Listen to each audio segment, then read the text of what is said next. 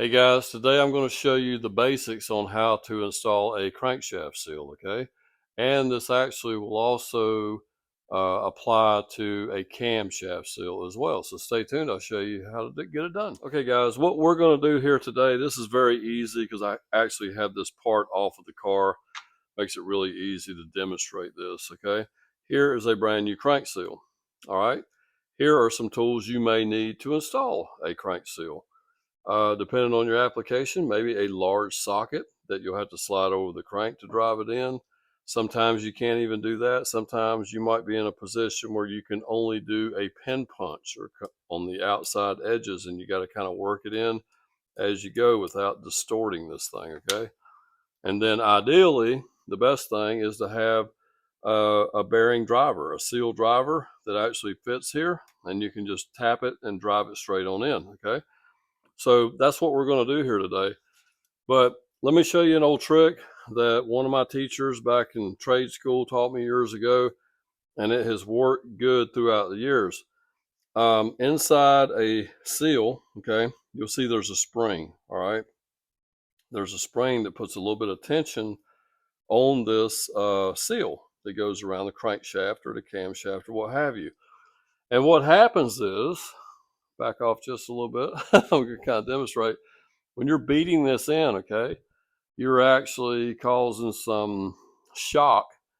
And sometimes that little spring will jump out of there and you won't even know it, okay? So that spring will just be stuck in there, inside the engine up against the crank or whatever, and it no longer does its job of holding, putting a little tension on the seal. So I'm going to show you something that you can do. All right, this is what the old teacher taught us, and I've done this my whole career. Seems to work pretty good. Use some grease, okay? We're going to be using some engine assembly lube today, and I'm just going to squirt a bead of it around right inside here, okay?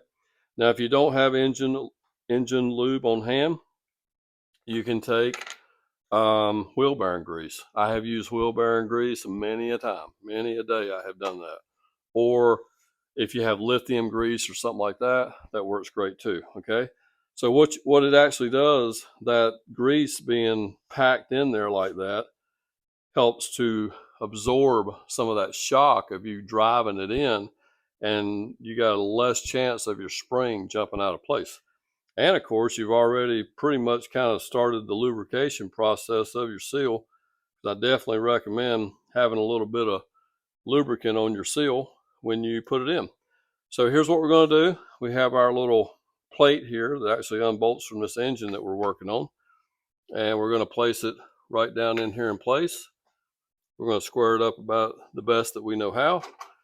And we're going to take our seal driver and we're going to give her a couple taps.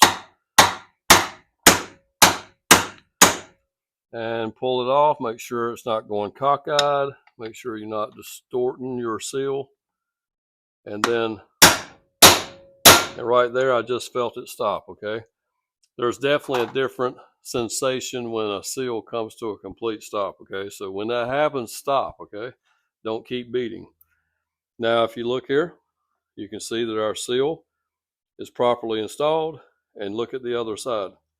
Our spring has not jumped out because that bead of grease has kept everything in place, okay? So guys, that's what I wanted to show you today. Hopefully you found this video helpful. Don't forget to like, comment, and subscribe. Check out the links down below in the description. We might have some cool stuff that you might be interested in. And we are doing this engine series here on the 2.5 liter Ford. Tune into those videos, man. Have a great day. We'll see you next time.